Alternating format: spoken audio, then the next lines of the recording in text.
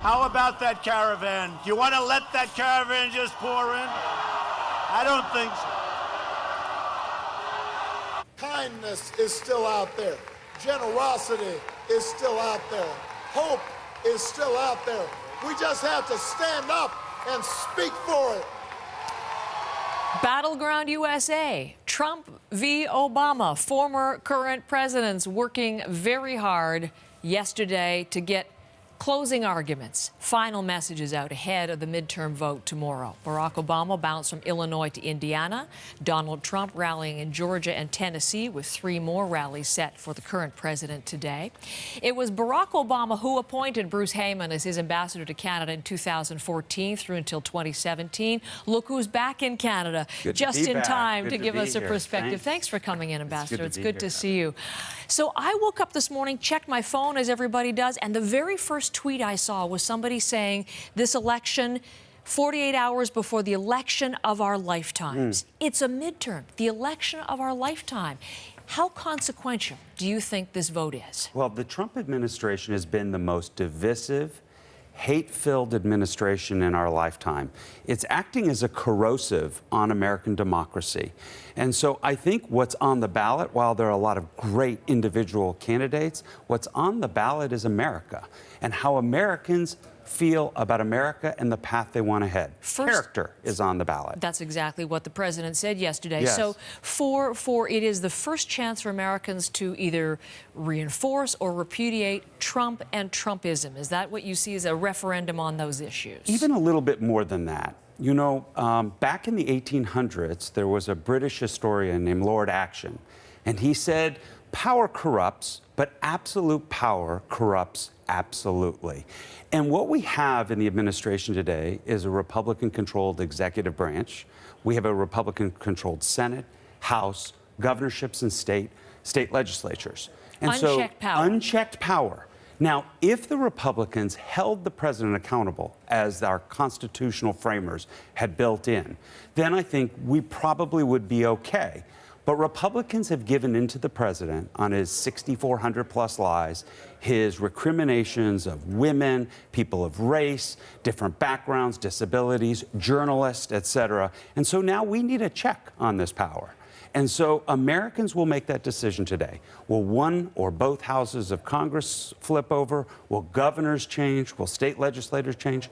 We'll see. We'll find out starting tomorrow when that voting opens. As I mentioned, you said something echoing what your president said yesterday, as we saw finally Barack Obama do what many people had been asking, and that's get out there on the hustings and make the Democratic message heard as only he can. Let's play a little bit of some of his campaign speech yesterday. Great. There is a contest of ideas going on right now about who we are and what kind of country we are going to be. Health care for millions is on the ballot. A fair shake for working families is on the ballot. And most importantly, the character of our nation is on the ballot. The character of our nation is on the ballot, as he summed up his legacy, but also the very distinct visions, Democratic versus Republican, in this race. I'm wondering, though, what can he impact?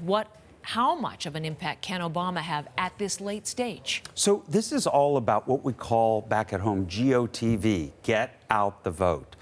And at this stage of the game, it's about energizing those stay-at-homers, those people who don't necessarily get off the couch and vote. It's about energizing them about the importance of voting. It's not persuasion, it's motivation, is how I heard it. To get out, because for Democrats to do well on Tuesday, it really is it not about expanding the electorate, getting more people to turn out, getting young people to turn out? That's going to be the best scenario for you. Very much so. And so that everybody has an understanding of this, when they say Democrats may be up 7-8% in a generic poll, you need at least that because of the repression of vote that the Republicans have done, the gerrymandering, which is drawing these congressional lines around people's houses so they have the best outcome. So you need that kind of additional wave of Democrats to just get those Democratic seats. Because they've been able to redistrict in so many of them. The map is very challenging for you this time around. So what, at this point, is your expectation, do you think, is going to happen? Well, in the vote tomorrow? My expectation is a lot more people are going to turn out. Number two, I think women in particular will be the story of the day. And there are a lot of great women candidates that have now record number from state legislator all the way through Congress. So we'll see how that happens. But women are very much concerned about several main issues. Well, first is health care. Not as big an issue up here in Canada because of your healthcare system. But, you know, maternal death rates in the United States are the highest of every developed nation in the world. Access to affordable healthcare is still very hard for some Americans. And while the Obamacare is put in place, there still needs to be more done. Second, gun violence. It is so awful, and young children are being, you know, gunned down on a repetitive basis. A very important issue for women. So what we'll see is if women in the suburbs, why? Urban is for Democrats historically across the country, and then the rural are for Republicans. That suburban Republican women, let's see how they vote.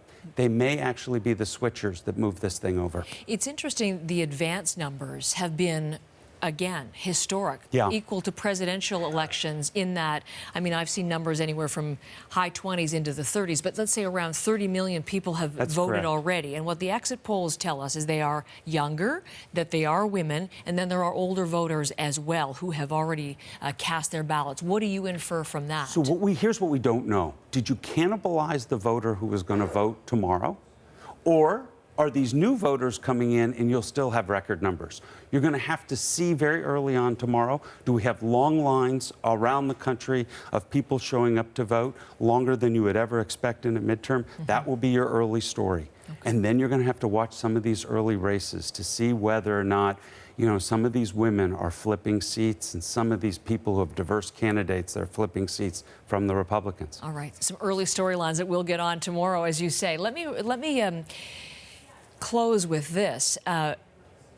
We've looked at the stakes. We looked at the storylines. What if you wake up, you and fellow Democrats wake up, and nothing's changed? It's status quo. Republicans still hold both sides, and it is, in fact, very much a support of everything Donald Trump has done in these past couple of years. What if then?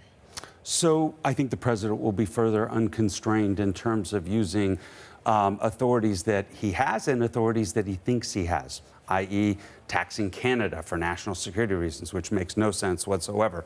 But there are no congressional checks on him for these things. I think he will be unrestrained during this next period of time, which will be very difficult. But that Mueller investigation and what's going to happen with Russia, that'll be back in your news very soon. All right. Come back anytime you're in the country. It's always good to see you and to hear your thoughts on this. Ambassador Bruce Heyman, who was the U.S. ambassador to Canada for 3 years of the Obama administration. Thanks again.